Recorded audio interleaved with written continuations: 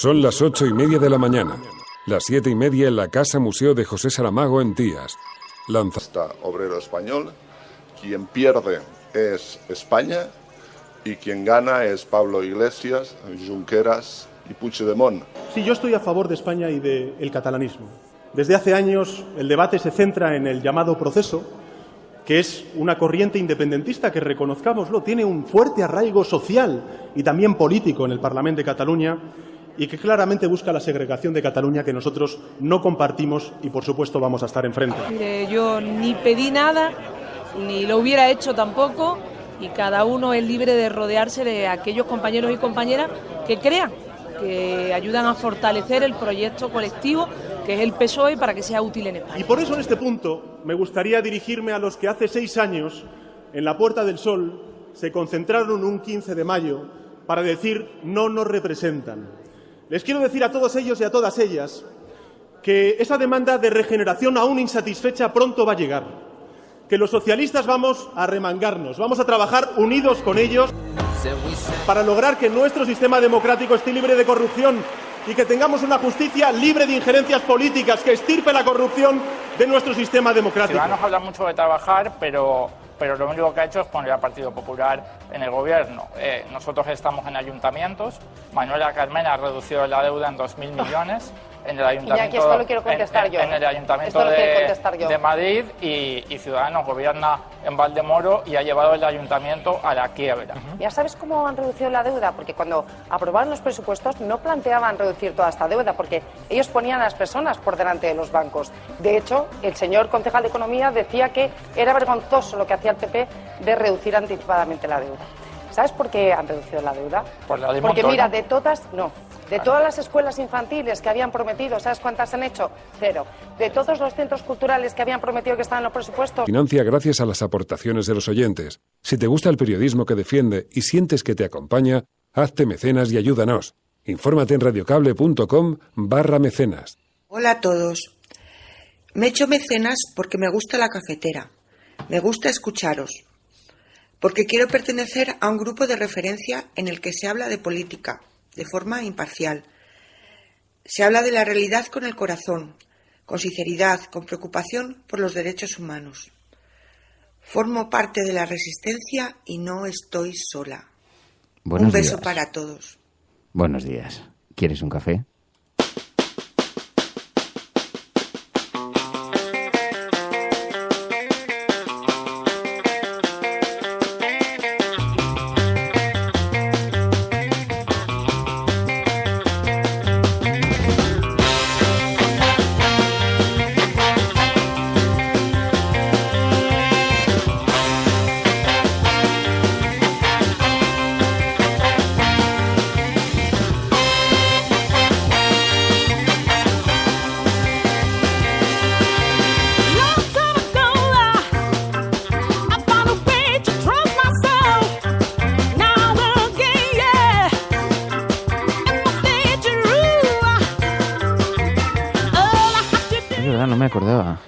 No me acordaba que estábamos en Lisboa, sí me acordaba de la fecha porque ayer además tuvimos la oportunidad de comentarlo. Ayer fue el 7º aniversario del fallecimiento de José Saramago, que fuimos a Lisboa. Me fui con Emilio Silva. Es verdad que dentro de la tristeza que suponía, pero fue un viaje también maravilloso. Sí. Además, Pilar del Río, yo me acuerdo que estaban en la habitación donde iban pasando las personalidades y la gente, los amigos, los familiares. Y entonces hubo alguien que rompió a llorar y Pilar del Río se le acercó y le dijo, no rompas a llorar tú que has tenido la oportunidad de conocerlo. Algo así, fue una frase preciosa. Bueno, es verdad. Muy buenos días a todos, bienvenidos a La Cafetera, una mañana más, a este espacio en el que tratamos de acercarnos a lo que está ocurriendo a nuestro alrededor, en este mundo tan cambiante, tan complejo, tan convulso, que cada día nos depara nuevas informaciones que requieren de procesamiento, requieren de pararse un poco, detenerse a tratar de explicarlas. Emilio Silva, muy buenos días. Muy buenos días, Fernando Berlín. ¿Qué tal el fin de semana? Tranquilo. Hoy no tenemos a María Punto es aquí porque la tenemos de despedida soltera. No sabemos nada, no sabemos el estado de las islas ni qué ha pasado en Ibiza.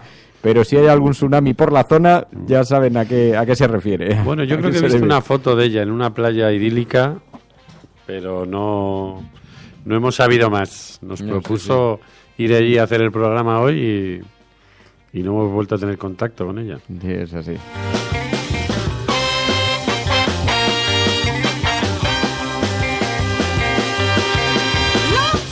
Bueno, y vamos a hablar hoy largo y tendido sobre el Congreso del Partido Socialista, el 39 Congreso del Partido Socialista, que sabéis se celebró este fin de semana. Hay una gran hostilidad en las páginas de los periódicos hoy contra la posición de Pedro Sánchez, porque digamos que las grandes líneas en ese Congreso del PSOE estaban relacionadas con la confrontación para con el Partido Popular, para con el Gobierno, y también una cierta aproximación al 15M, a Podemos, por lo menos en lo que a la retórica se refiere. Veremos a ver cómo se concreta todo esto, pero eso ha provocado que haya numerosos editoriales hoy en las páginas de los periódicos, numerosos artículos de prensa cuyo enfoque son muy duros contra el Partido Socialista de Pedro Sánchez. Llama la atención los del periódico El País, y sobre todo llama la atención porque el titular del periódico El País es decepcionante PSOE. Y esto dicho por un periódico El País, es verdad que todos conocemos cómo se ha ido enfrentando sucesivamente a Sánchez, pero dicho por el Partido Socialista es de una enorme dureza. Yo no recordaba un editorial así desde aquel contra Zapatero y uno que tuvo también contra Pedro Sánchez, pero bastante duros. Los editoriales hay bastantes, ¿no? Están bastante... Van todos casi por el mismo lugar. El del País, como decías, decepciones de PSOE, ni siquiera le da a Pedro Sánchez el beneficio de la duda, ¿no? Cuando ha recuperado la Secretaría General y ha organizado el partido según sus criterios y sus intereses, pero este editorial del País habla de el tacticismo y la confusión ideológica dominan el 39 Congreso. Sánchez ha hecho un partido a su medida. El giro ideológico es mucha retórica y poca sustancia, y su único objetivo es atraer a los votantes de Podemos. Un partido tan desdibujado, dice El País, por el tacticismo, tiene difícil romper la solidez con la que está funcionando el acuerdo PP y Ciudadanos y crear una nueva mayoría parlamentaria. El Mundo, por el mismo lado, con una editorial que se titula Un PSOE no tan hundido en el laberinto, pareciera que Pedro Sánchez sigue una clave de marcar el territorio de los suyos para presentarse a la ciudadanía como un servidor del interés general, y pone el énfasis en esa declaración de Pedro Sánchez de su cercanía con el 15M, ¿no? Que es un nuevo giro incongruente de mímesis entre el Partido Socialista y Podemos. Y el ABC insiste casi por el mismo lugar. Sánchez recupera su peor discurso. Pedro Sánchez ha recuperado el lenguaje duro de la izquierda extrema y arrogante, la que piensa que los gobiernos del PP son accidentes de la historia y que la izquierda tiene un derecho natural a gobernar España. El PSOE, dice la ABC, se rinde como partido nacional y acepta ser el caballo de Troya que quiere meter la plurinacionalidad de España en la Constitución. O sea que no le dan oxígeno por ninguna parte. Pero en el fondo todo este discurso también le ayuda a él a crear esa idea de que ha pegado un giro ideológico. Porque...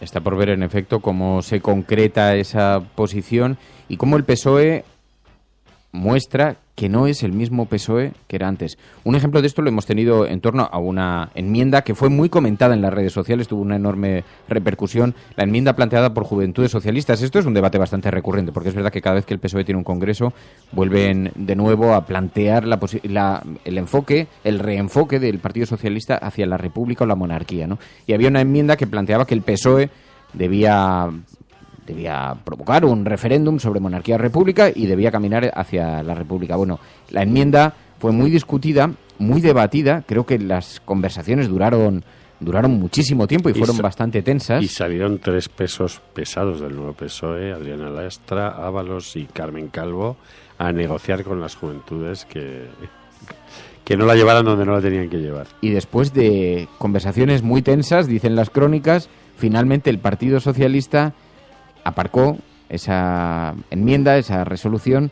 La aparcó, aunque después hizo una declaración de principios sobre el enfoque que debe construir hacia el republicanismo, el PSOE, en fin, hizo un giro así como retórico tal, pero se queda en eso, ¿no? Se queda en una suerte de declaración identitaria que por otra parte ya tenía el PSOE, pero eso podría ser, esa enmienda podría haber sido, de ser aprobada, precisamente una especie de demostración de que sí hay un giro a la izquierda, ¿no? Pero el discurso de los dirigentes o de los nuevos dirigentes del Partido Socialista ha sido que ellos no van a proponer ese referéndum, pero practican los valores republicanos. Pero uno dice, claro, uno de los principales valores republicanos es que una sociedad puede elegir a su jefe del Estado, ¿no? ¿Qué son? ¿Qué es practicar los valores republicanos, si no?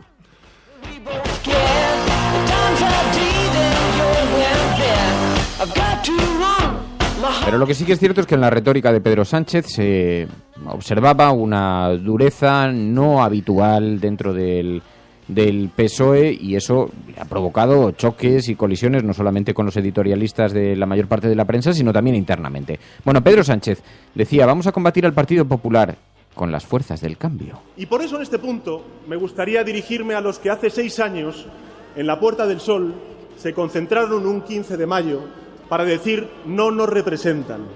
Les quiero decir a todos ellos y a todas ellas que esa demanda de regeneración aún insatisfecha pronto va a llegar, que los socialistas vamos a remangarnos, vamos a trabajar unidos con ellos para lograr que nuestro sistema democrático esté libre de corrupción y que tengamos una justicia libre de injerencias políticas que estirpe la corrupción de nuestro sistema democrático.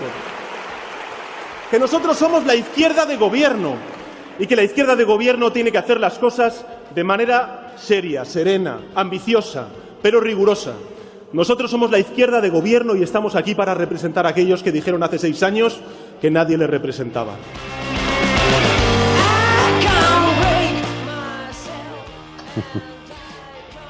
Muy duro ese acercamiento también, muy llamativo, al 15M de Pedro Sánchez.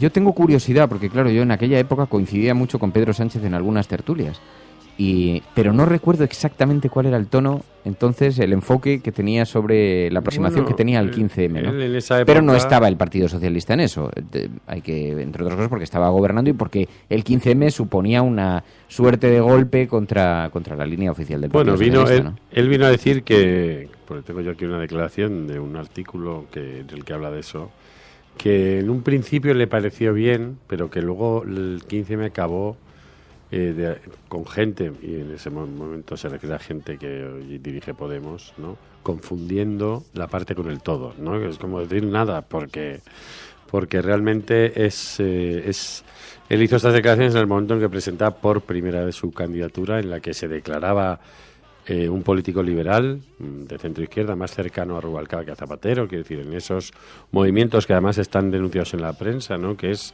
a ver si Pedro Sánchez deja de moverse y sabemos ideológicamente dónde está realmente, ¿no? Pero evidentemente esto es volver a un punto en el que el PSOE empezó a desprenderse o a alejarse de ciertos sectores de la sociedad, y en ese espacio es donde por decirlo así, ha anidado Podemos y está volviendo, digamos, a ese punto de partida, a la casilla de salida, a ver si ahora retoma de alguna manera el contacto con esa parte de la sociedad que ahí empezó a construir un cisma con el Partido Socialista, ¿no?, y que electoralmente se ha ido manifestando en los últimos comicios. Fue muy significativa la participación, la intervención de Felipe González a través de un mensaje grabado, un vídeo grabado. Felipe González, que no pronunció el nombre de Pedro Sánchez, y esto ha sido muy comentado en las crónicas, hablando, eso sí, de la necesidad de un Partido Socialista fuerte, que recupere espacios de poder y que vuelva a ganar, y que, en fin, un Partido Socialista moderno, etcétera, etcétera. Pero muy significativo, como fue muy significativo también la ausencia de algunos de los discrepantes que querían evitar los abucheos, porque lo que es cierto es que el Partido Socialista se puede decir que aclamó a Pedro Sánchez. De hecho, la ejecutiva fue aprobada, creo, más del 70%. Algo más del 70%. Sí. Que es un apoyo bastante relevante, aunque en otras ocasiones, ahí también hay debates sobre este asunto, en otras ocasiones han obtenido también un respaldo mayor. En todo caso, sea como fuere, lo que sí que vemos son críticas muy duras desde el Partido Popular, porque es verdad que la principal línea argumental del nuevo equipo de Pedro Sánchez tenía que ver con desalojar al Partido Popular. Hoy el periódico El País dice en su portada: Sánchez declara la guerra total al PP sin concretar su proyecto. Nuestro enemigo es este gobierno que vulnera y corrompe la Constitución. El PSOE buscará alianzas para desmantelar en el Congreso la obra de Rajoy, y el líder socialista pide a Ciudadanos y Podemos que dejen de vetarse mutuamente. Pero en cierta forma esto es un revival de lo que ya hemos vivido durante todo el año pasado, porque la posición del PSOE no ha cambiado. Vuelven otra vez a pedir el apoyo de Ciudadanos y Podemos.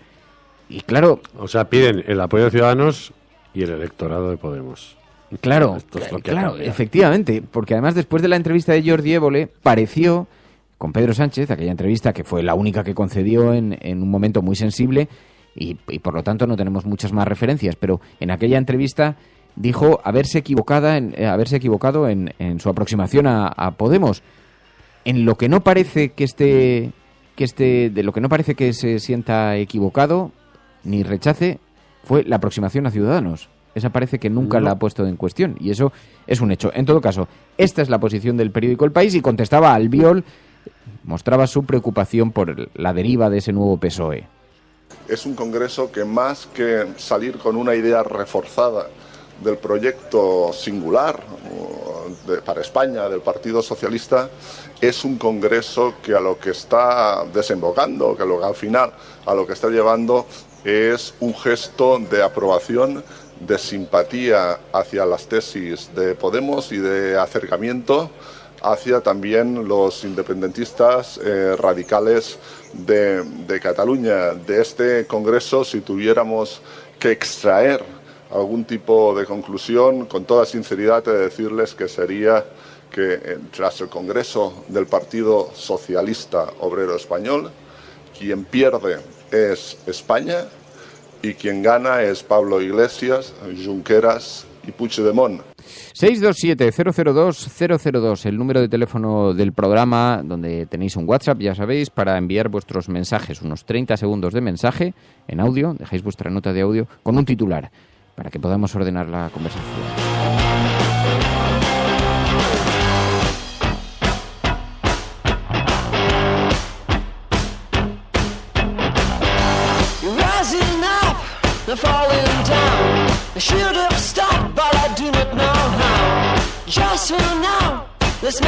Claro, y es verdad que lo que más le va a costar al PSOE recuperar va a ser una cierta credibilidad, porque vemos los mensajes que vemos en las redes sociales en este momento con ese hashtag almohadilla la cafetera, el retorno de Sánchez, dice Lalo Lalona, dice, bueno, el PSOE está donde siempre, no se ha movido ni podrá moverse, porque al PSOE financieramente lo sustenta la banca, dice Lalona. Pero es verdad que existe esta percepción social de que el Partido Socialista, cuando tiene que tomar una decisión, al final termina inclinándose hacia donde termina inclinándose. Luis Otero dice, hombre, mal comienzo del llamado PSOE. Si quieren pactar con Ciudadanos, que vetan la internacional, no hay mucha coherencia y vemos, y entonces coloca dos fotografías. Una, Pedro Sánchez cantando la internacional, esto os acordáis, cuando fue proclamado de nuevo secretario general del Partido Socialista, que se arrancaron a cantar primero los militantes, después los miembros de su equipo, y él tímidamente terminó finalmente cantando la internacional, y contrasta Luis Otero estas dos imágenes, ¿no? Y Jordi Rivera dice, muchas promesas y los hechos. No se puede ser republicano y silenciarlo, ser de izquierdas, buscar a Ciudadanos. Y este es el mayor reto para el Partido Socialista, la mayor dificultad, ¿no? Proponer un espacio y cumplirlo, y caminar en esa misma dirección. En ese sentido, la derecha suele ser mucho más sólida, ¿no? En prometer lo que hace y hacer lo que promete, porque no tiene, en cierto sentido, ningún complejo en meter su actuación política dentro de su programa electoral y viceversa. Y ahí es parte del problema con el electorado de izquierdas en España, que tiene muchas más razones para sentirse insatisfecho un votante de izquierdas que un votante de derechas, porque la experiencia de la gestión política ha sido mucho más recompensadora con quienes han llevado a un gobierno a la derecha a quienes lo han llevado a la izquierda, ¿no? Entonces, eso forma parte casi de nuestro sistema de partidos, es una especie de ley no escrita, ¿no? Que es esa permanente insatisfacción en ciertos sectores de la izquierda que no ven representadas sus ideas en el boletín oficial del Estado, ¿no? Y andan casi pululando por el espacio electoral, a veces de forma abstencionista y a veces de forma activa, pero sin ver una recompensa en el hecho de meter un voto del que esperan una gestión política de izquierdas. Bueno, lo que se ha conformado es la nueva ejecutiva y allí los editoriales plantean que no se ha tratado de equilibrar las diferentes tensiones que se viven en el Partido Socialista, que no se ha repartido juego, que han quedado fuera numerosos disidentes, numerosos numerosas representaciones, y en eso escuchábamos a Óscar Puente, escuchábamos a algunos de los que sí han sido integrados en esta nueva ejecutiva, afirmando que se había acabado lo de el peso de los territorios, que a partir de ahora, y de hecho daban por finalizadas las baronías, ahora lo que va a tener peso es la parte más relacionada con el proyecto político, más relacionado con la ideología, con la política, y menos con la representación territorial por el peso que tengan o no los diferentes equipos en sus regiones, ¿no? De hecho, hay algunos disidentes que han quedado totalmente fuera, y ha habido gente como Edu Madina que ha quedado fuera de la ejecutiva por esos enfrentamientos que mostró públicamente para con Pedro Sánchez. Sin embargo, a Susana Díaz, que acudió allí, hubo otros líderes regionales que no acudieron, entre otras cosas por miedo a los abucheos. Pero Susana Díaz, que fue allí, dice que lo que tocaba era dejar trabajar al nuevo equipo de Pedro Sánchez para obtener un PSOE más fuerte. Mire, yo ni pedí nada, ni lo hubiera hecho tampoco, y cada uno es libre de rodearse de aquellos compañeros y compañeras que crean, que ayudan a fortalecer el proyecto colectivo que es el PSOE para que sea útil en España. Yo creo que saben perfectamente que la voluntad, el ánimo y el esfuerzo que hemos hecho los socialistas andaluces durante todo el Congreso, pero también previo al Congreso, ha sido de arrimar el hombro, de ayudar para tener un buen Congreso, que el PSOE salga fortalecido y que este país cuanto antes tenga un PSOE que sea la alternativa de gobierno que España merece y necesita. Eso decía Susana Díaz. 627-002-002, 627-002-002, el WhatsApp del programa, el WhatsApp de la Resistencia. Hola. Hola. Resistencia. Buenos días. Sobre el tema de la República en el Congreso del PSOE, me parece volver a repetir errores y no definir realmente la posición que tiene un partido, cuando mayoritariamente las bases son republicanas. Cuando fueron a votar ahora en las primarias, en todas las mesas había una bandera republicana presidiendo, y cuando en el vídeo de presentación del Congreso sacan una imagen con una manifestación donde se ve una bandera republicana bien grande. O sea, a ver, definamos realmente a dónde vamos lo que somos. Me parece un error de gran calibre y además desacreditando a las juventudes socialistas. Bravo, bravo PSOE. El PSOE siempre ha tenido este dilema, problema, conflicto, ¿no?, con el tema republicano, porque es un partido que evidentemente viene de una tradición republicana. De hecho, pues y lo pagó bastante caro durante la Guerra Civil y la dictadura. Pero esa frase que ha dicho en su discurso Pedro Sánchez, y que posiblemente va a ser una especie de mantra, que es en la izquierda de gobierno, pues se ha considerado siempre que para tener sentido de Estado en España hay que apoyar a la monarquía, aunque luego haya un discurso al margen de ella. Yo recuerdo, ahora que hablaba esta resistente, en las elecciones, las primeras que ganó Zapatero, estaba yo con unos amigos viendo los resultados en casa, y en la calle Ferraz había un banderón de 4 metros de republicano gigantesco. Y en un momento dado se va el programa que estaba retransmitiéndolo en directo al intermedio y la bandera ya no estaba allí, ¿no? Y luego yo recibí un mensaje de la persona a la que alguien salió a decirle que la retirara porque no quería asustar, ¿no? Entonces ese vínculo de el republicanismo con el miedo, es seguir alimentando eso, me parece hacer un flaco favor ya no solo a los republicanos o al partido, sino a la sociedad. Quiero decir que el mundo está lleno de repúblicas y en algunos casos incluso ejemplares, ¿no? Pero ese conflicto permanece y esta indefinición, ¿no?, y ese peso además de cómo fueron los 3 de los grandes pesos que tiene ahora el PSOE a aplacar eso, ¿no? Y esa diferencia entre las bases, ¿no? Hablaba ayer con un periodista que había estado allí trabajando y me decía, ¿no?, que la diferencia que se sigue percibiendo entre las bases del PSOE y sus dirigentes, ¿no? Como hay unos filtros ahí que van evitando que este tipo de propuestas ideológicas lleguen a ser, digamos, a oficializarse dentro del partido, ¿no? Y parte del trabajo de su ejecutiva es la resistencia a algunas de estas reivindicaciones que hacen las bases y que forman parte de su identidad, podría decir casi que natural, ¿no? La cuestión ahí, El problema es que el PSOE es primero un objeto de gobierno o es un objeto ideológico. Si es un objeto de gobierno, lo que es cierto, y eso es poco discutible, nos parezca bien o nos parezca mal la línea fundamental, ideológica, es que tuvo mucha capacidad para leer a la ciudadanía en los años 80. Había una ciudadanía que temía a la República, se redibujaron y incorporaron a su discurso elementos que eran más propios del liberalismo que de la socialdemocracia. Que es verdad que estaba pasando en otros lugares de Europa también, pero el Partido Socialista en cierta forma se fue adaptando a esa sociedad a la que leía y consiguió mayorías absolutas como no se han visto en este país. Eso significa algo, significa que tenía capacidad para leer a la ciudadanía. El debate ahora es, ¿esa misma ciudadanía es la que ahora les volvería a convertir en un partido de mayorías?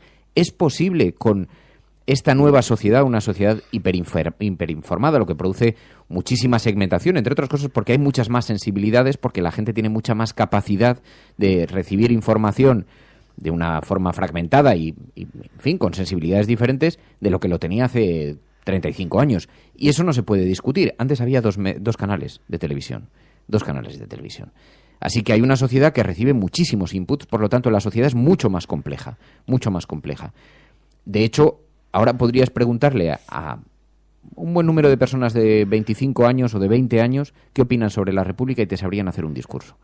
Hace 30 años probablemente no sabrían hacerte un discurso. Ni 20. Y esto tiene que ver con lo muy politizada que está ahora la sociedad, la gente joven. Yo recuerdo perfectamente cuando nosotros nos decían, la generación X, es que vosotros ni os preocupáis por la política. No era del todo cierto, porque yo recuerdo las movilizaciones del 07, que eran movilizaciones profundamente políticas, en las acampadas en la Castellana, pero es verdad que en términos generales, en la gente con la que uno se relacionaba alrededor, pues no había un gran discurso político más allá de los... Así que el PSOE tuvo capacidad para leer a la ciudadanía, pero el PSOE sigue pensando que la lectura sobre la ciudadanía es la misma que entonces. ¿Tiene capacidad hoy? ¿Está teniendo capacidad para leerla hoy? ¿Está sabiendo escuchar a la ciudadanía? Y esto es un mal que no solo se puede acusar al Partido Socialista de caer en él, porque hay otros partidos políticos que le ocurre lo mismo. E incluso algunos de los nuevos corren el riesgo de dejar de leer a la ciudadanía y a quienes les han llevado hacia estos lugares de poder, ¿no?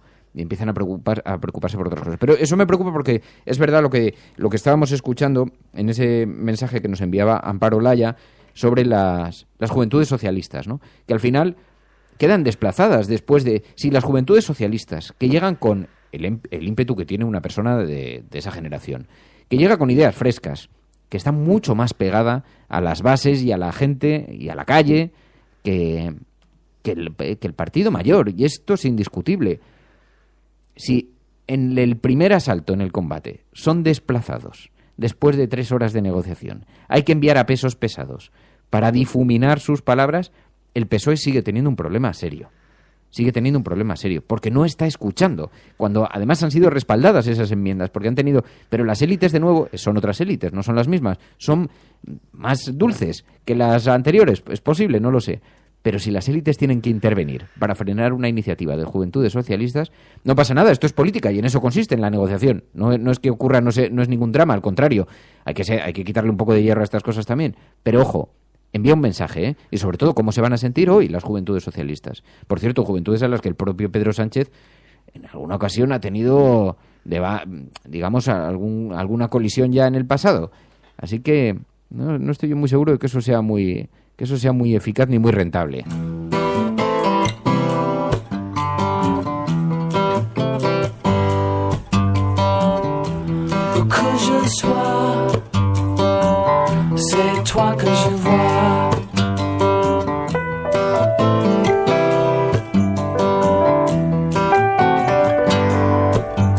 En todo caso, me gustaría mucho escuchar a la gente del Partido Socialista y gente de otros partidos políticos, también quizá Ciudadanos, Partido Popular, algunos oyentes.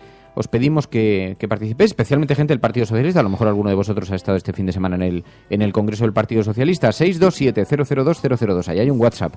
Podéis dejar una nota de audio, unos 30 segundos, y dais vuestra perspectiva, porque si no, a veces también nos cegamos, quedamos parapetados detrás de nuestros propios prejuicios y de los titulares de la prensa, y quizá la perspectiva que se obtenga sea otra. Así que este es un programa abierto y muy participativo, y os pedimos que utilicéis esa herramienta, 627-002-002. 002. Igual es que los partidos políticos ya no deberían tener juventudes, ¿no? Pienso yo. ¿Por qué? Porque son ciudadanos y ciudadanas que pueden debatir políticamente con alguien mayor que ellos, que tienen criterio.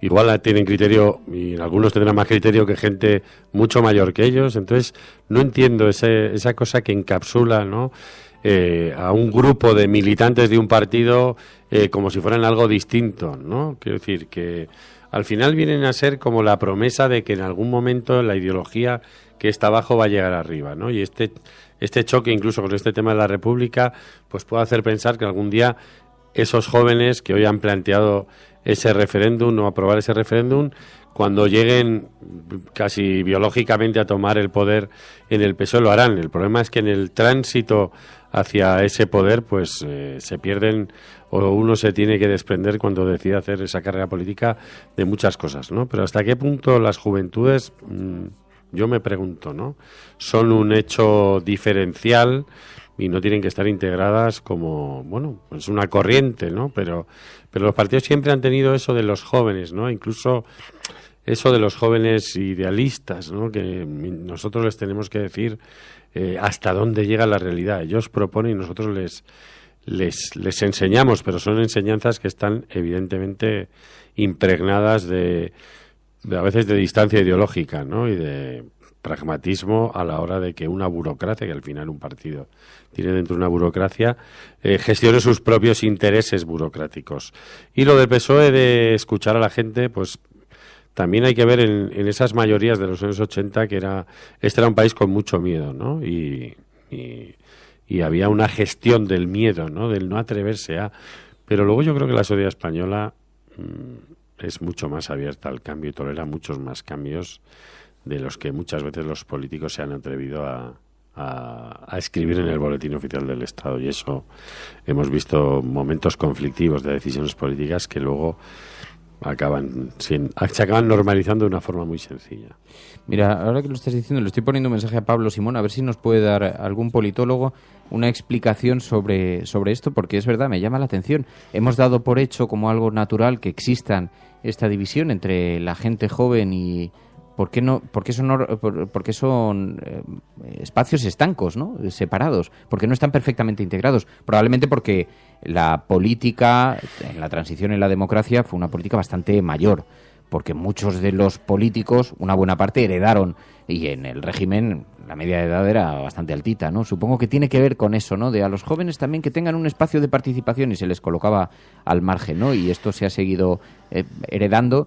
Y nadie se ha preguntado por qué están en esos departamentos estancos. Igual también tiene que ver con una especie de captación o cooptación de lo que van a ser los nuevos líderes del partido, ¿no? Y lo que permite esa labor de las juventudes políticas es ir identificando a las personas que luego, digamos, van a poder dar el salto hacia la élite del partido e ir trabajando con esas personas, ¿no?, que puede ser como una especie de selección, voy a decir entre comillas, de personal, pero en un debate abierto ideológico no entiendo por qué al final parece que esta reivindicación de la República es una cosa de jovencillos, ¿no?, pero que los mayores, que son los que saben lo que es... Y que puede que se haya convertido en una herramienta útil, pero independientemente de que sea una herramienta útil y ya se puede analizar desde esa perspectiva, que es un poco compleja como para que un partido político la haya llegado a verbalizar, pero me llama mucho la atención. A ver si contesta Pablo Simón y nos puede enviar algún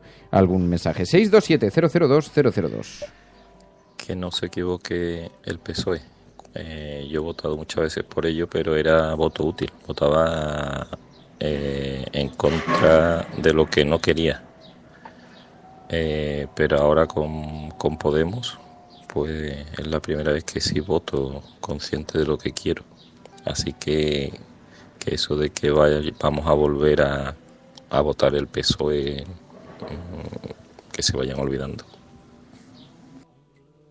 Y mientras tanto vimos a Pedro Sánchez prometiendo una serie de acciones directas del Partido Socialista para desmantelar las iniciativas legislativas del Partido Popular. Hemos dicho izquierda, hagamos izquierda.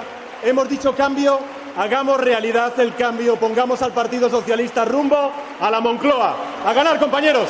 Tenemos la oportunidad de entendernos semanalmente todas las fuerzas en el Parlamento para derogar, para desmantelar buena parte de la acción legislativa del Gobierno del Partido Popular puesta en pie durante estos 6 años de gobierno. Sí, yo estoy a favor de España y del catalanismo.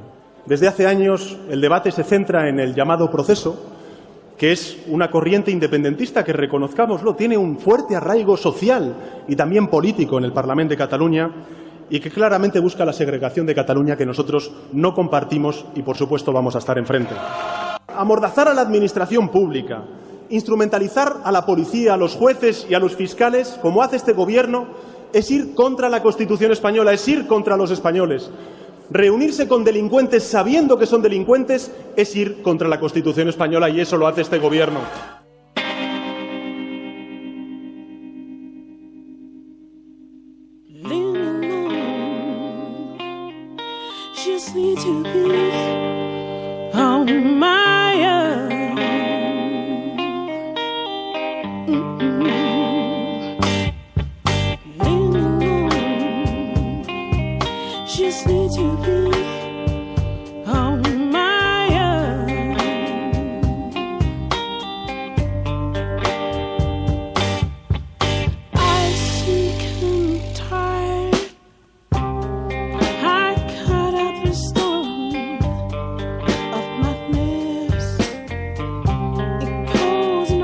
Son importantísimos los retos que tiene un partido socialista que de momento colisiona directamente contra los editorialistas de toda la prensa en España, porque los editoriales son, como decía Emilio, brutales.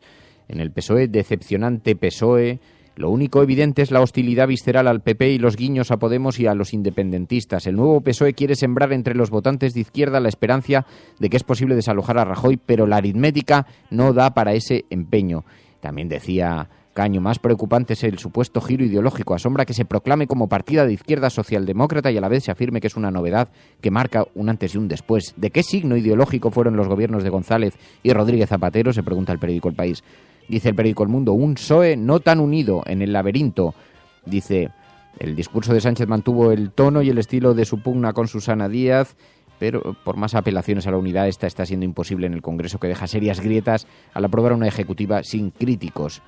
Decía, el empeño empieza a sonar a déjà vu. En la búsqueda de una mayoría parlamentaria contra Rajoy, Sánchez avanzó en la creación de un espacio de coordinación de partidos para desmantelar esas políticas de Rajoy.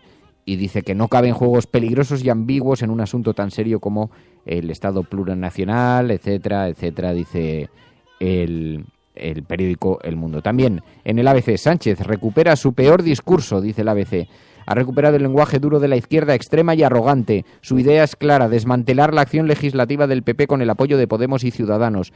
El Pedro Sánchez del no es no, del pacto con Podemos, de los discursos agrios de las primarias, fue el Sánchez de ayer. El PSOE se rinde como partido nacional y quiere meter la plurinacionalidad en la Constitución y en sus pactos con los separatismos más extremistas. Así, no le resultará fácil a Sánchez mantener la paz en el seno del Partido Socialista por mucho tiempo. Su ejecutiva es monolítica y su discurso sectario, pero en las bases hay también sitio para el sentimiento nacional español y constitucionalista, dice el periódico de ABC. Bueno, una de las cosas que sí que se empiezan a escuchar es que se avanza que Susana Díaz está esperando una gran derrota de Pedro Sánchez electoral, así que los críticos aguardan a alguna equivocación, no se dan por vencidos en esta pugna por el control del Partido Socialista. Y cuando leemos artículos en el periódico ABC, editoriales como este, en el que dicen el Pedro Sánchez del no es no, de los discursos agrios, dice, no le resultará fácil a Sánchez mantener la paz en el seno del PSOE por mucho tiempo, advierte el periódico ABC.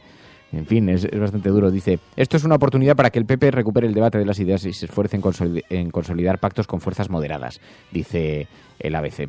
También, en La Razón, el líder socialista repite el mismo error. El Congreso Socialista no ha resuelto la fractura interna del PSOE y la ausencia de un programa político y económico creíble para sus votantes. El Partido Socialista sigue dividido en dos sectores antagónicos y Sánchez no ha abierto una vía hacia una futura reconciliación, y esa brecha tiene una profunda raíz ideológica. El PSOE ha girado con Sánchez a un izquierdismo populista que no guarda relación con la socialdemocracia moderna, y no menos grave es el concepto de la organización territorial del Estado. El alivio plurinacional de la inventada nación de naciones durará el tiempo justo de que se impongan los hechos, y el PSOE deba definirse frente al desafío del referéndum separatista. Sánchez tiene la posibilidad de convertir al nuevo PSOE en la alternativa de gobierno, pero no tendrá éxito si pretende mimetizarse con la izquierda populista. La vía es la contraria, la vuelta a las fórmulas moderadas de la socialdemocracia, dice el periódico La Razón. Así que, como veis, los textos son muy duros, muy críticos contra el PSOE.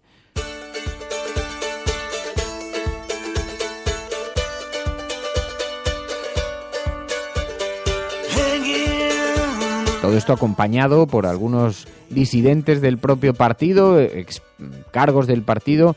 Dice Nicolás Redondo en El Mundo: hoy más que nunca los más se han dejado secuestrar por los menos y esa situación nos obliga a pedir con ansiedad explicaciones. Habla de la deriva hacia el discurso del PSC, dice, y al final ganó el PSC, dice, y ya no os quiero ni contar discursos como los de Federico Jiménez de los Santos, la plurinecedad, dice Jiménez de los Santos, el gobierno Frankenstein, dice Santiago González en el periódico El Mundo, los huesos rotos, dice Ignacio Camacho en el ABC.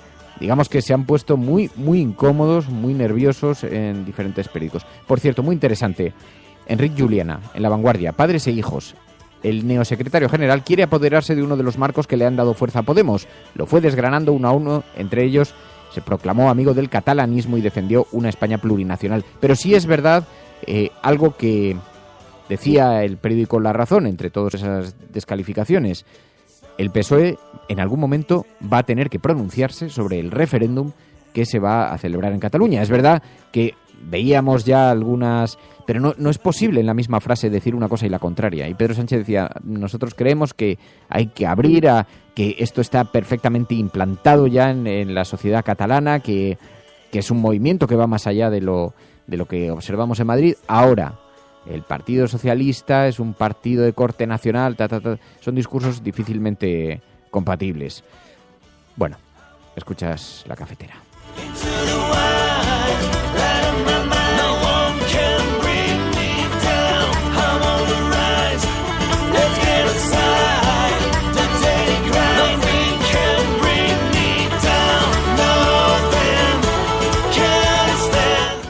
Os decía, muy interesante el artículo de Enric Juliana hablando de esta brecha generacional.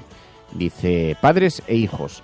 La edad media de los afiliados del PSOE es de 60 años. Edad media, de los afiliados al PSOE. Gente madura con recuerdo de la transición en un partido de base familiar. El carné socialista se hereda en muchas casas. Para entender lo que está ocurriendo en el interior del PSOE, quizá convenga leer Padres e Hijos, un libro, un extraordinario novelón de Iván Turgenev sobre el conflicto generacional en la Rusia del zar. Y dice, en la transición se bromeó mucho sobre la hibernación del PSOE durante el franquismo.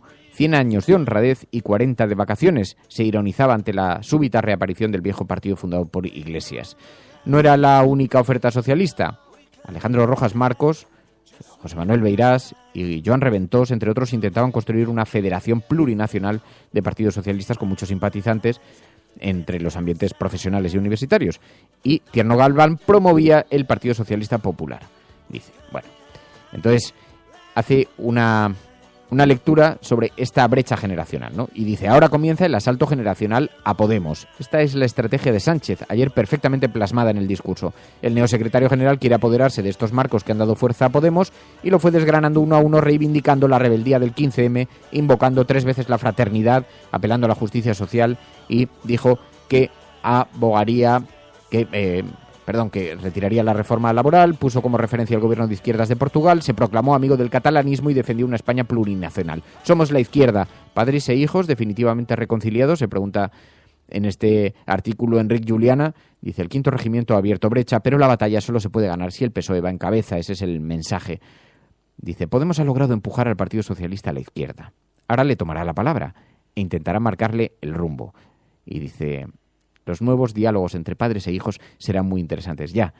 Pero, señor Juliana, ¿es esto compatible con tender la mano también a Ciudadanos?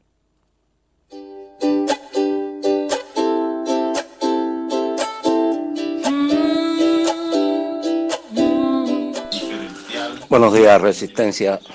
Emilio, una reflexión para ti. ¿Por qué el PSOE, siendo tan de izquierda, tan socialista, tan obrero, en los gobiernos de Felipe González y de Zapatero, nunca, ni tan siquiera hicieron el intento de sacar a todos los asesinados por Franco que están en las cunetas. Gracias. Bueno, esto lo hemos debatido en alguna ocasión también, ¿no? ¿Por qué un partido socialista con Felipe González, con Zapatero, y decía Juan Casamayor, siendo tan de izquierdas, ¿por qué nunca hicieron nada por sacar a los fosos, a los muertos de las cunetas, ¿no? Bueno, esto es una explicación muy compleja. Yo creo que tiene que ver con, más que con la ideología, con la estructura social que hay en España generada por la larga dictadura de Franco, ¿no? Quienes iban a las universidades en España en los años 50, 60 y principios de los 70, mayoritariamente eran las familias que habían vencido en la guerra, ¿no? Y esas familias generaron la élite que ha gestionado prácticamente este país desde la muerte de Franco. Entonces, a pesar de los distintos discursos en torno a ese pasado, en los cursos, a la hora de sellar eso en el Boletín Oficial del Estado, pues nadie ha querido entrar en ese territorio, ¿no? Porque eso se significa muy bien por ejemplo, en el Colegio El Pilar, ¿no? Donde estaba esta clase social que luego ha estado en diferentes partidos, pero evidentemente ha sido falta de voluntad política. Uno puede decir, no es el momento, nunca es el momento, pasan los años, siguen sin ser el momento. Yo recuerdo cuando nosotros empezamos a abrir las exhumaciones, ¿no? O hacer las exhumaciones, hablaba Iñaki Gabilondo, se preguntaba cuándo se había creado en España el riesgo cero, ¿no? En qué momento, digamos, en esa pérdida de poder de las viejas estructuras de la dictadura y de una democracia con sus defectos, ¿no? En qué momento eso había generado un momento de riesgo cero en el que todas estas cosas se podían haber hecho. Pero evidentemente es falta de voluntad política, porque yo tuve un debate con Felipe González hace 5 años en Berlín, en el estreno de un documental junto a un fiscal, Carlos Castresana, ¿no? Y realmente para la gente fue muy difícil entender cómo alguien que había gobernado tantos años, teniendo la posibilidad con mayorías absolutas de tomar medidas políticas con el Parlamento a su favor y con un gobierno con ese respaldo, y que no se hubieran hecho. Y realmente no se supo explicar, ¿no? En el libro El futuro no es lo que era, que es una conversación en el año 2004, creo que fue, de Juan Luis Cebrián con Felipe González, habla Felipe González de que fue su gran error, ¿no? Y lo que cuenta es que el general Gutiérrez Mellado, que por su oposición en el 23F, ¿no? A Tejero, pues era el militar mejor visto de la transición, por decirlo así, le había dicho Gutiérrez Mellado a Felipe González, cuenta Felipe González, Gutiérrez Mellado ya no vivía cuando lo contó, que en un despacho del Parlamento le había pedido que si alguna llegaba a gobernar España no tocara nada que tuviera que ver con la guerra civil, porque, y cito literalmente la frase, todavía había rescoldos encendidos, ¿no? Entonces, eso no me justifica por qué un presidente tiene que hacer caso a un militar que le dice eso y no a familias que están demandando derechos humanos básicos, ¿no? Pero lo digo porque esa ha sido la explicación que se ha dado en el tiempo a través de algunos medios de por qué Felipe González no hizo nada, ¿no? Y en el caso de Zapatero, pues la ley hablaba de facilitar las cosas, pero los derechos humanos no se facilitan, los derechos humanos se garantizan o no se garantizan, porque si no, no son derechos. Entonces, bueno, pues nunca se han dado pistas de por qué es así, pero tiene mucho que ver con esa estructura social que se generó por una dictadura que duró 40 años, formó a 2 generaciones y produjo una élite en este país que ha sido la que ha gestionado España desde la muerte de Franco. Por eso es difícil, por eso el PSOE tiene un enorme reto por delante para convencer de que está dando un giro a la izquierda, porque es lo que está anunciando. Así es, tal y como lo planteaba Pedro Sánchez. Y yo no tengo, fijaos, yo quiero dejarlo claro, porque yo no tengo resistencia a la posición ideológica que quiera ocupar el Partido Socialista. El PP ocupa una posición ideológica absolutamente legítima y que públicamente defiende y manifiesta, y etcétera. Ciudadanos lo hace también, con una cierta ambigüedad, pero se mantiene en un margen bastante claro en el liberalismo económico y lo social en lo y digamos lo público en lo social. Ese es su discurso, por lo menos público, ¿no? Pero el Partido Socialista dice que se sitúa en la izquierda. Sin embargo, vemos que maneja una cierta ambigüedad en la retórica. Y cuando yo hablo de esa incoherencia, no lo digo por atacar a un Partido Socialista del que tengo todos los respetos, sino porque es muy difícil plantear que uno está en la izquierda, pero parar la iniciativa de Juventudes Socialistas sobre la monarquía y la república. Es muy difícil decir que uno está en la izquierda, pero apoyar políticas liberales e ir de la mano con un partido como Ciudadanos para gobernar este país. Es muy difícil. No digo que no sea legítimo. Si el Partido Socialista dijese, nuestra definición en este momento es la del liberalismo socialdemócrata, bueno, pues me puede parecer mal o me puede parecer bien, pero retrataría mejor cuál es su posición o cuál ha sido hasta ahora su posición ideológica en esa socialdemocracia que buscaba una tercera vía y que se inventó incluso el concepto de la tercera vía porque, digamos que en el discurso, aunque era liberalismo puro y duro, suave, muy suave, pero era liberalismo, era ir quitando peso de público de las instituciones y de las empresas, etcétera, etcétera. Bueno, a mí no me parece mal. A mí lo que sí me parece relevante es marcar dónde nos están engañando o dónde no nos están engañando, dónde nos están diciendo la verdad. A partir de ahí, todo lo demás es legítimo. Es legítima la posición de Ciudadanos, es perfectamente legítima. Te puede gustar más o te puede gustar menos. Es legítima la posición de Podemos, te puede gustar más o te puede gustar menos, porque ocupan un espacio que definen con más claridad. Siempre en la política hay algo de indefinición, porque ¿dónde me diríais que está situado Podemos? Si lo dice La Razón, está situada en la extrema izquierda. Si lo dice un militante o un simpatizante de Podemos, te dirían que son socialdemócratas. El propio Pablo Iglesias definió a Podemos como socialdemócrata.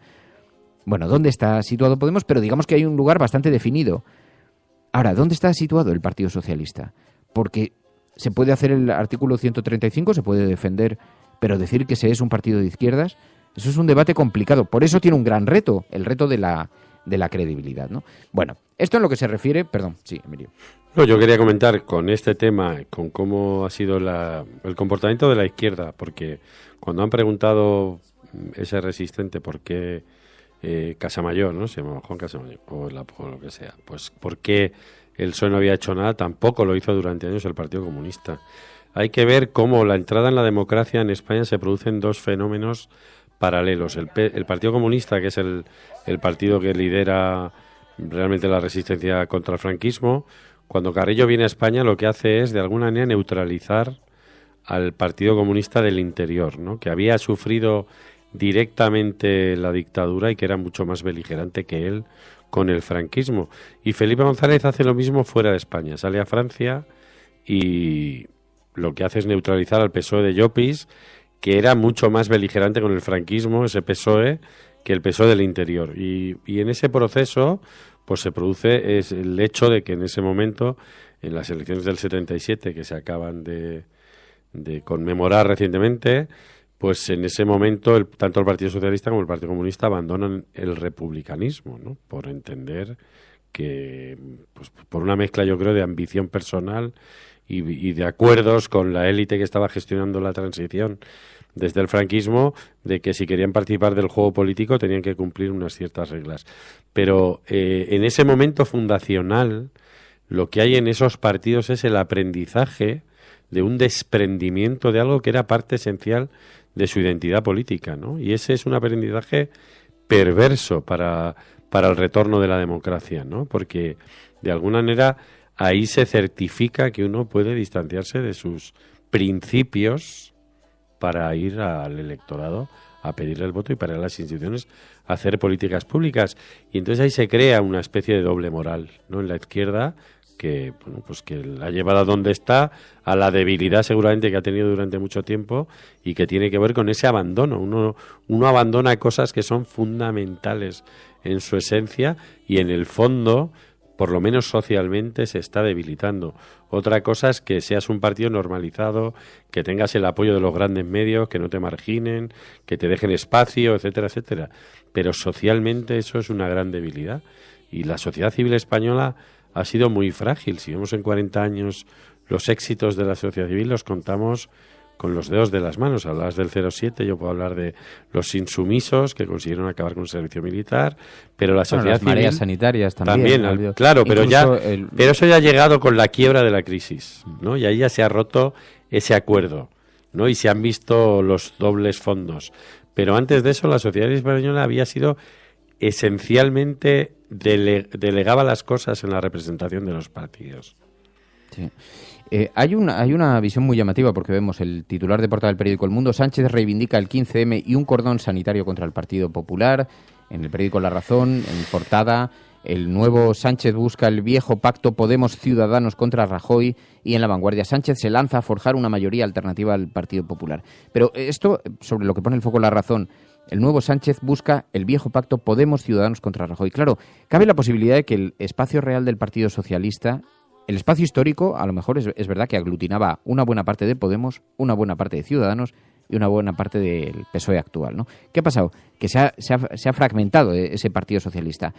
Y resulta llamativo que se presente a Pedro Sánchez, que está intentando volver a esa esencia del Partido Socialista, como el gran alternativo del PSOE. Es que este discurso es el que quizá debiera haber enfocado Susana Díaz para recuperar ese Partido Socialista, lo cual nos demuestra que lo que se ha desplazado también hacia la derecha es el propio PSOE y los editoriales de los periódicos, ¿no? Y la prensa, porque ¿es Pedro Sánchez una novedad buscando volver a tener un Partido Socialista con los mismos componentes que hace 15 años? ¿Es eso una novedad? ¿No sería quizá más novedoso buscar un nuevo espacio? Y no es el nuevo espacio lo que está buscando un acuerdo que a lo mejor representa mejor a la sociedad, no digo que no, a lo mejor esas sensibilidades, incluyendo a Ciudadanos, pues representan una forma un poquito más amplia a la ciudadanía. Pero no se puede decir que sea novedoso. Ese Partido Socialista ya existió antes. Bueno, esa es... María nos está retando. ¿Qué dice María? María Navarro. ¿Y qué dice? ¿Con qué nos reta? Pues mira lo que acaba de tuitear. La verdad es que... Es que no lo he visto.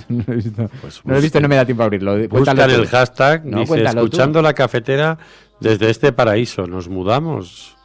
Y nos manda una foto de un mar alucinante. O sea, en casa del ahorcao, enseñando la bonita soga. Sí, muy bien. Manda ahí un trozo de mar espectacular. Y no sé exactamente... Mary, tú tienes poco aprecio a tu vida, poco aprecio a tu trabajo. Qué poca vergüenza. Bueno, una forma de compañerismo un poco peculiar. Estás escuchando la cafetera. Hola Resistencia, somos los resistentes de Barcelona que nos hemos juntado para conocernos. Os invitamos a que hagáis lo mismo en vuestras ciudades. ¡Sí!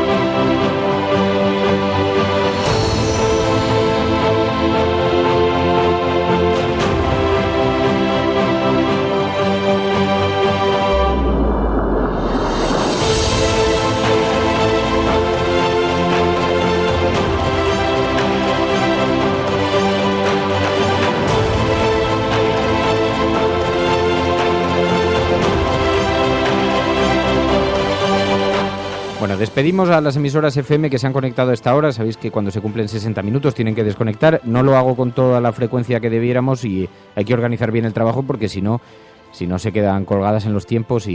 Pero nosotros continuamos en Internet. Un saludo muy especial para los oyentes de FM.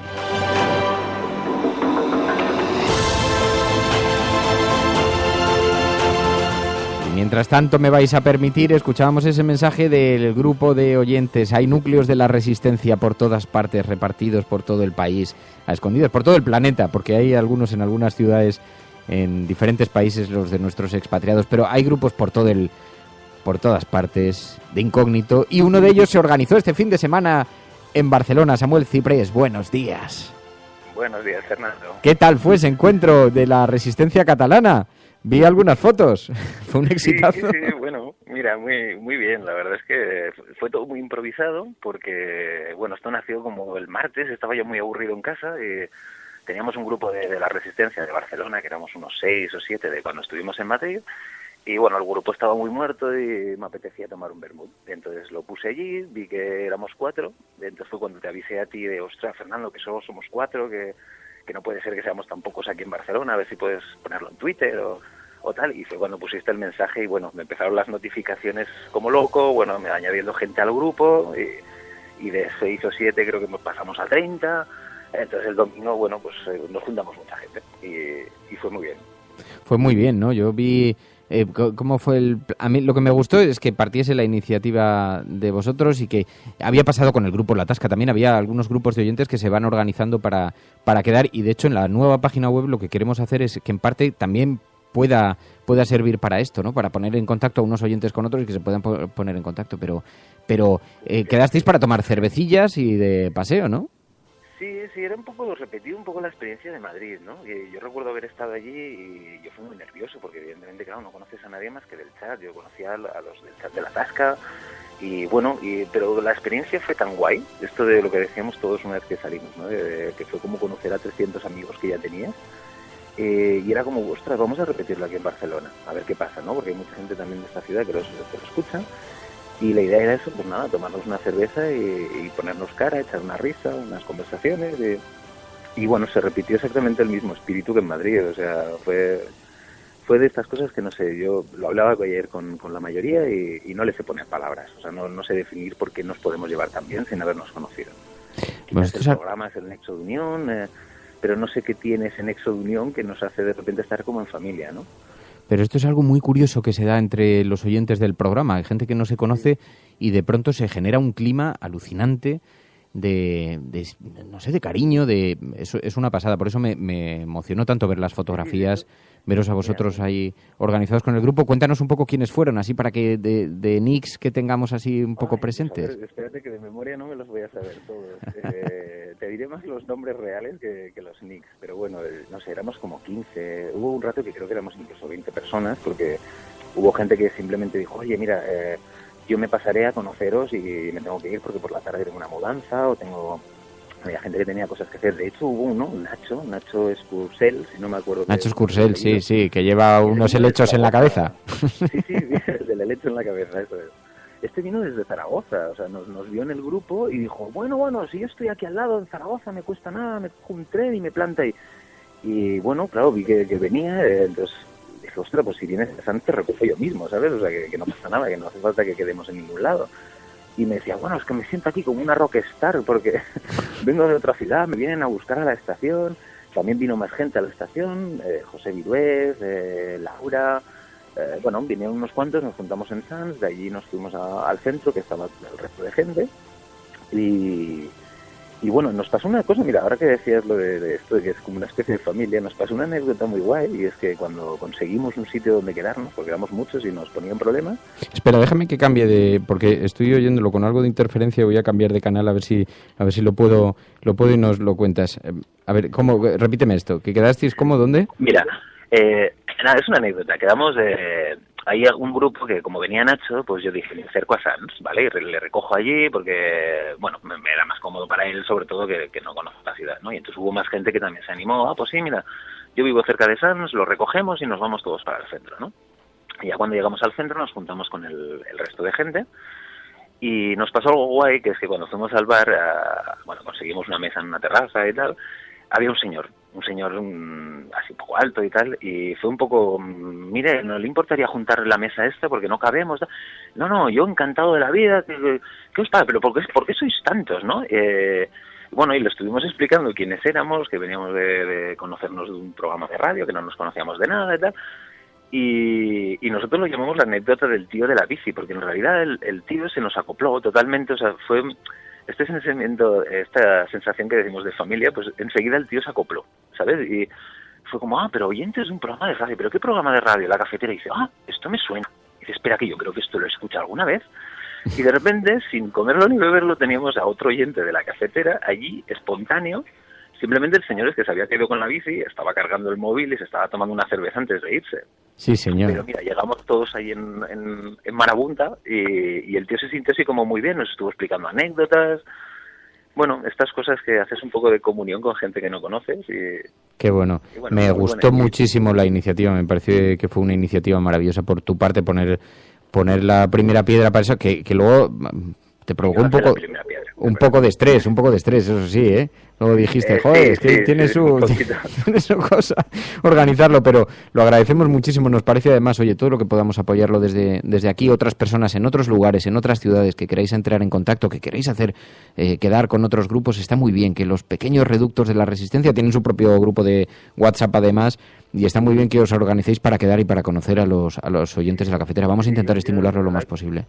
¿Qué es lo mejor que pueden hacer? O sea, si realmente tienen curiosidad, porque me imagino que habrá gente en Sevilla, en Valencia, en todas las ciudades, ¿no?, que escuchan la cafetera, que aunque sean 5 o 6, que se junten a tomar algo.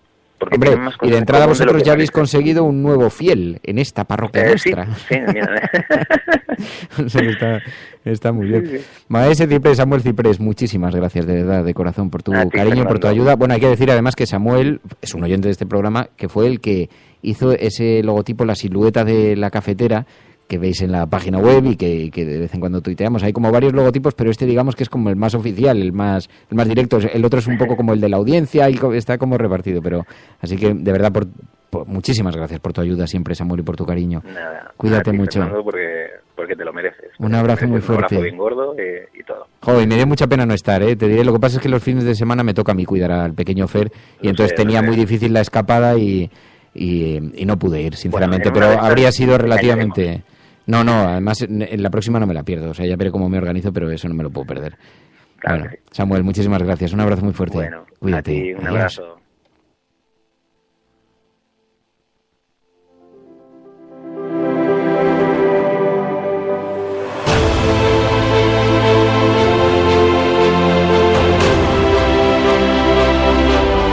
Es que yo iba viendo las fotos ahí que enviaban por el teléfono móvil y por internet, por Twitter, y es que fue súper emocionante. Nos encanta de verdad que la audiencia se organice y que se cree esa gran comunidad, esa gran familia de la que tanto presumimos y que al final sois vosotros mismos los que os autoorganizáis y es fantástico, es maravilloso, o sea que de verdad muchísimas gracias. Bueno, quería que hiciésemos un pequeño paréntesis con esto porque quería saludar a Samuel Ciprés y daros las gracias a todos los de Barcelona y a todos los que os tomasteis la molestia de acudir y asistir allí y seguir generando este espíritu tan bonito que se genera alrededor del programa. Pero me decía Emilio, dice, yo quiero, hay una cosa que hoy no podemos dejar de comentar. Bueno, hay una noticia que llegó a los medios de forma relativamente discreta el fin de semana o cerca del fin de semana, y es un buen ejemplo de cómo algo que podría ser trascendental para la vida social y política de este país se puede llegar a ocultar y esfumarse casi de la actualidad y de los ojos de la opinión pública, teniendo la dimensión que tiene. Y me refiero al informe del Banco de España que se presentó la pasada semana, que se denomina Informe sobre la crisis financiera y bancaria en España 2008-2014, y en el que el Banco de España viene a contar cómo los préstamos a la banca para que soportara la crisis ascendieron a 76.410 millones de euros, y de ese dinero España, el Estado español, solo va a recuperar 16.337.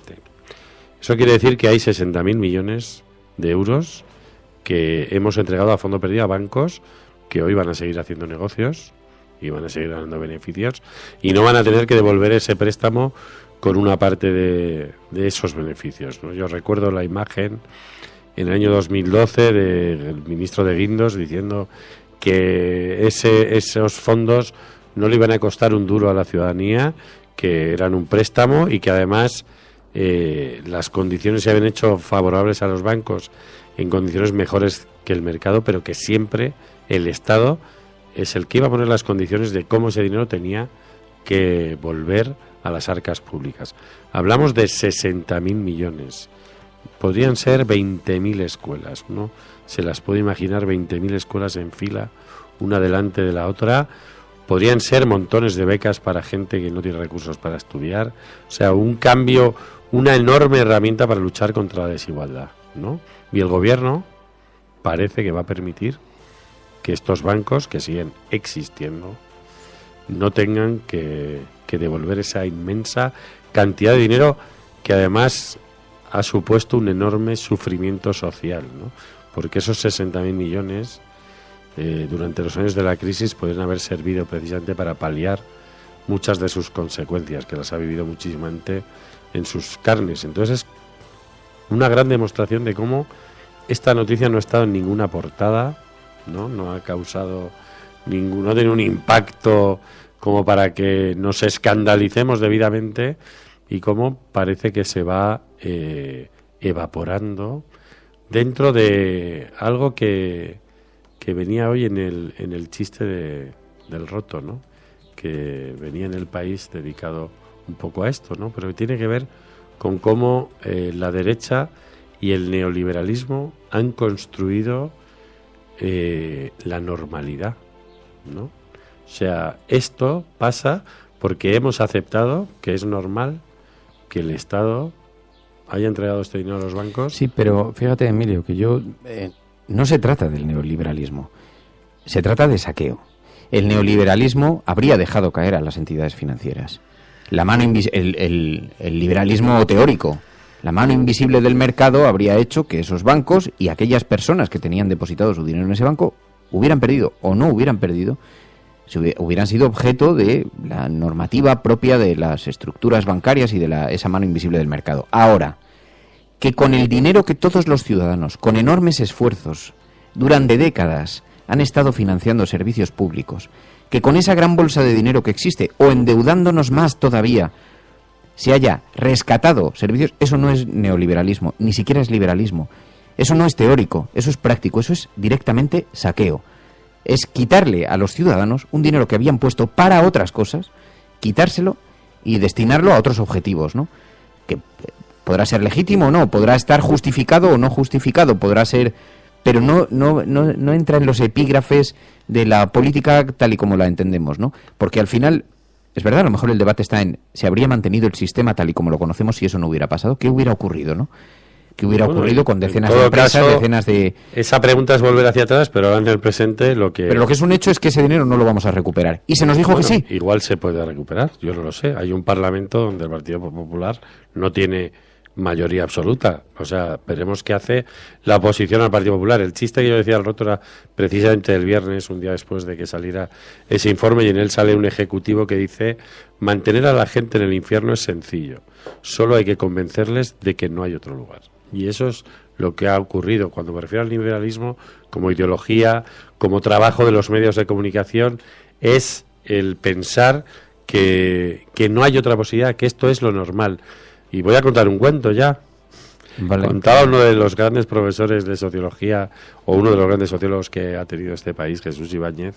En su libro Más allá de la sociología empezaba con una parábola de un maestro que coge un palo, se acerca a su alumno y le dice: si me dices que esto es un palo, te doy con él en la cabeza. Si me dices que esto no es un palo, te doy con él en la cabeza. Y ahí se crea una pregunta, ¿no? Y la única respuesta que puede dar el alumno es quitarle el palo al maestro y partírselo en la cabeza al maestro, ¿no? Pues en algunos momentos en la vida hay que hacer eso, porque si no, uno se va a llevar siempre un palazo en la cabeza, ¿no? Y este es un claro ejemplo. O sea, cuando nos están comiendo con los recortes sanitarios, en la Comunidad de Madrid salió un informe el viernes de que por debajo siguen deteriorando el sistema público educativo, metiendo más de 32 alumnos en las aulas, que es ilegal. O sea, siguen deteriorando todo esto, y mientras hay unos banqueros que van a poder decir en sus consejos de administración: lo pasamos mal en la crisis, pero resulta que los españoles han decidido regalarnos a nuestro banco 8.000 millones y ya podemos repartir dividendos, ¿no? ¿Cómo un gobierno puede trabajar en contra de su ciudadanía? Es inexplicable. Las elecciones son un contrato donde se elige a los gestores de los intereses de la ciudadanía, ¿no? Y este dinero es brutal, son 60.000 millones de euros. Es 4 veces el presupuesto que tiene la Comunidad de Madrid para un año, para su sanidad, su educación, sus servicios sociales. 4 veces se lo va a comer así un banco. Bueno, yo espero que ocurra algo y que no sea simplemente un informe del Banco de España, que es una especie necrológica de la posibilidad de recuperar ese dinero y que se vaya a quedar ahí, ¿no? Sí, nos faltan abogados defensores, me parece. Unos manos sucias, ¿no? Unos abogados defensores para los ciudadanos. Pero, oye, muchísimas gracias, Emilio. Vi la película, por cierto, muy recomendable, muy recomendable. Yo se la estoy recomendando a toda la gente a la que quiero, porque Capitán Fantastic. Y mira que hay otras películas que me gustan, me entusiasman, pero qué impactante película, el título, claro, yo creo que el título ha penalizado a esa película. La ha penalizado porque no sabes muy bien, da la impresión de que se trata de... E incluso te diría que el tráiler, que da una imagen de la película de algo que no es exactamente. Pero qué película más maravillosa, más recomendable para este programa, Capitán Fantastic, que me la recomendó Emilio. Claro, no podemos destripar mucho porque yo llegué totalmente... bueno, pero vi un tuit tuyo el otro día que tenía algo que ver.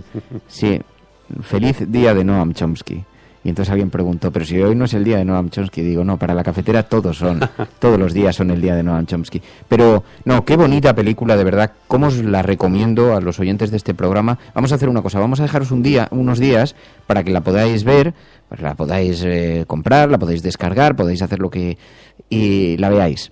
Y podamos comentarla aquí abiertamente, incluso haciendo algo de spoiler, porque no queda más remedio que hacer algo de spoiler. Pero tenemos que abrir un videoforum.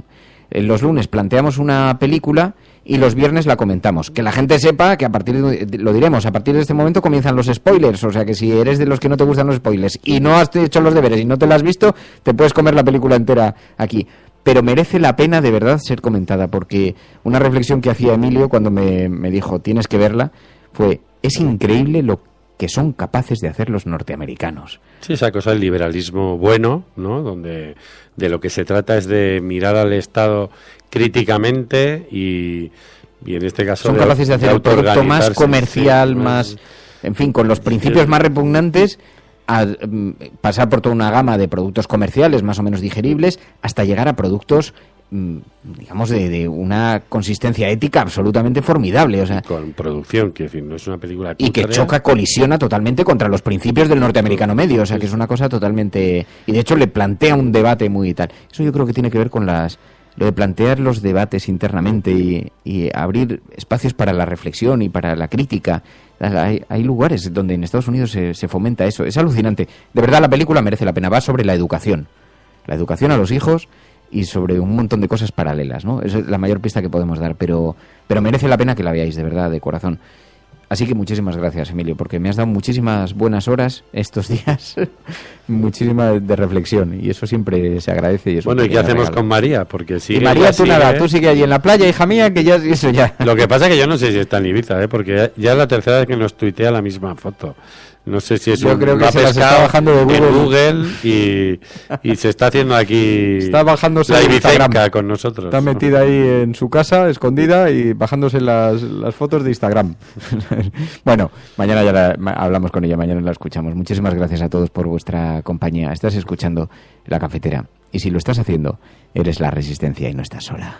Adiós, hasta mañana. Adiós, Emilio. Hasta mañana.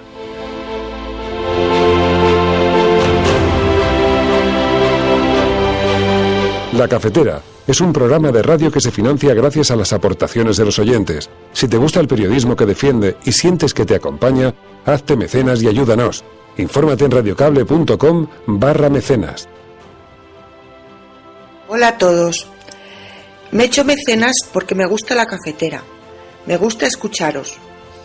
Porque quiero pertenecer a un grupo de referencia en el que se habla de política, de forma imparcial. Se habla de la realidad con el corazón, con sinceridad, con preocupación por los derechos humanos. Formo parte de la resistencia y no estoy sola. Un beso para todos.